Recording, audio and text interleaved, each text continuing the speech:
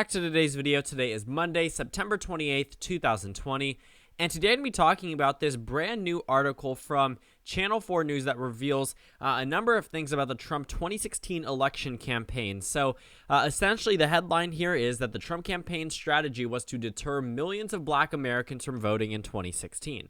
Now, it gets a little bit trickier than this, and it isn't as bad as it seems at face value, but it's still pretty bad.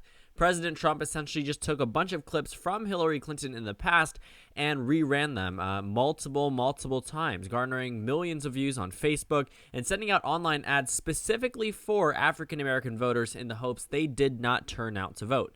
The Trump campaign was more bent on suppressing the black vote in 2016, and it worked. They were much less concerned about worrying about whether or not they would be able to flip black voters, whether or not that was possible or not. What the main focus of the Trump campaign back then was essentially to make sure that white voters turned out at a higher level than normal, and it was enough to overcome minority turnout, which actually decreased for the first time in, I think, 4 elections. So, as this article reveals, essentially 3.5 million black Americans were profiled and characterized as deterrents by the Trump campaign. Essentially, these were voters they wanted to stay home on Election Day. Now, this goes way more in depth than the Forbes article, but I think this actually outlines the main points away from it pretty well. So the key facts here are that the British outlet obtained the database used by Trump's digital team in 2016, which includes details on nearly 200 million Americans. Now, that's not to many people. Campaigns generally have the voter rolls, and they know a lot more information about you. As someone personally who's been on campaigns, I know a lot about the person that I'm canvassing. That's just generally how it goes. The 200 million Americans on this, 2016 Trump database. And, when we're looking at where the campaign targeted these black voters, it was in 16 key battleground states. The Trump team separated millions of U.S. voters into 8 categories, and also described as audiences. They could reach with tailored advertisements and disproportionately marked black Americans in the category labeled deterrents for people it hoped wouldn't show up to vote. Nearly 3.5 million black Americans were categorized as deterrents, comprising 61% of the category in Georgia, despite making up only 32% of the population, 46% in North Carolina, 22% of the population there is black, 17% in Wisconsin, 5.4% of the population is black in Wisconsin. So, why is this so significant? Well, you see, if you're looking at it from the perspective of the Clinton campaign and the Democratic Party, you'd immediately shoot over and say this is voter suppression. Now, that's up for other people to decide. I will say that this is a tactic that probably is playing very, very dirty. Now, whether or not this is legal is a whole nother question. I guess the legality of it is what I'm talking about when I'm talking about whether or not this is voter suppression. But at face value, it seems very similar to that. The Trump campaign released a number of ads geared towards, a black audience, and they made sure that these voters who are reliably voting for the Democratic Party, they voted for Hillary Clinton, 90-9 in 2016. But the main focus was preventing them from voting in 2016, essentially giving them nothing to vote for, if that makes sense. The Democratic Party has always been the party that has won voters. For the past, at least modern political history, we've seen in the past couple of decades that black voters typically split for the Democratic Party everywhere across the country. In fact, it's the most Democratic minority group in the country. So when we talk about why the Trump campaign would want black voters not to turn out, well, it's obvious. They wouldn't have won if turnout levels were as high as they were in 2012 amongst minority voters. Absolutely not. If we're looking at the states that flipped from Obama to Trump, you can see Wisconsin, Michigan, Pennsylvania. Trump won those states very narrowly. If black turnout was as high as it was in 2012, the Democratic Party likely would be, or Hillary Clinton would currently be in the Oval Office as it stands today. And when we look at those 3 states in particular, you do have to realize that every single thing mattered for Hillary Clinton there. You see, Donald Trump got lucky. He was able to win the election, and he was able to turn the tides in the final 2 weeks of the campaign season. But Hillary Clinton was supposedly supposed to have a very solid lockdown of these battleground states. But as we saw on Election Day, that everything was working right for Donald Trump, enough so that he won these states by less than a percentage point. All 3 of them, every single one, less than 1%. So it was a very close race, and realistically, when we're talking about Joe Biden and Donald Trump, Joe Biden is expected to do much better than Hillary Clinton. But this is important to note that in 2016, the Trump campaign put forth an effort in order to deter black voters from voting. And it worked, because for the first time in 16 years, I believe the article reported. We can actually find it. Minority turnout went down. Black turnout went down. And that's very unfortunate. The 2016 campaign preceded the first flaw in black turnout in 20 years. And where it really mattered for the Democrats, Wisconsin, Michigan, Pennsylvania. While black turnout is crucial in a number of these swing states, at the same time, Trump won Iowa and Ohio by very solid margins. As for the Rust Belt, not so much.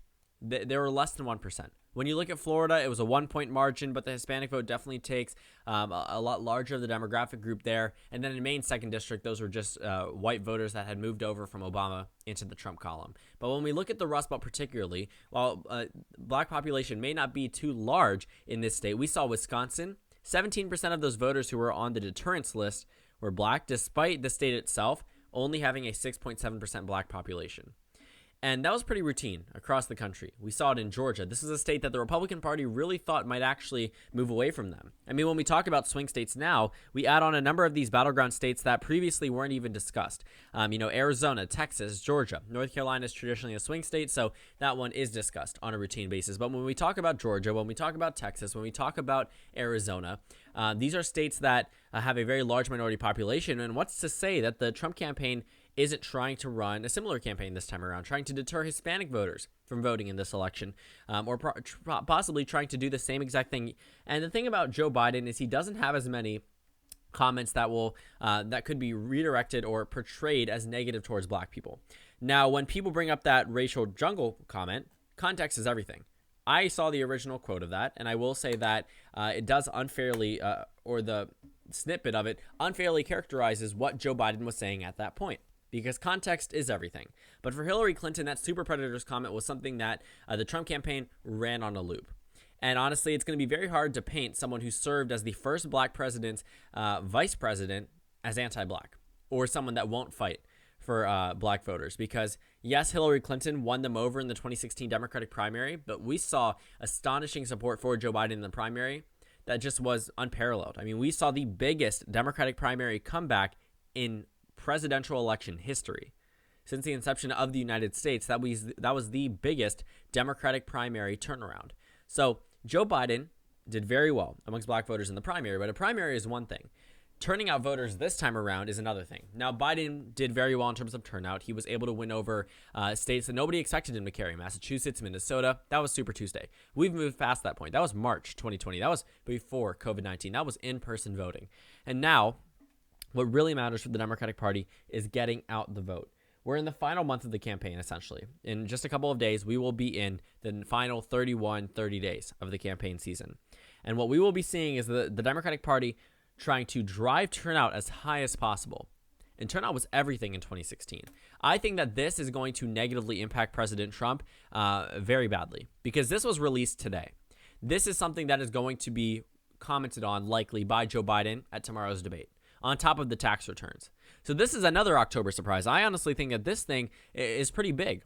I mean, at face value, even if you do dive into the article, you will see that the Trump campaign actively hoped that these black voters would not turn out to vote. And while some people may label this as good politics, you really shouldn't be hoping that certain voting groups don't turn out to vote. Because in this election, and every election, it is crucial that every American's voice is heard. And I think that we're going to see a number of ads talking about how Trump suppressed the vote, and it's going to resonate very well with minority voters in particular. Because these black voters were already going to split for Joe Biden, but the turnout levels were what matters. 20 years of an increase for black turnout, down in 2016. Went from 66% down to 59%. It made all the difference. All the difference. 80,000 votes across the Rust Belt landed Donald Trump in the presidency. That's it. Obama won those three Rust Belt states by larger margins than Donald Trump both times. Both times. You know, these states in 2000 and 2004, they all went to the Democrats by larger margins than what Trump won in 2016. Same thing in 92 and 96. 24 to 28 years, depending on the state, the Rust Belt was blue. But Donald Trump narrowly carried it, because for the first time in 20 years, we saw black turnout decrease.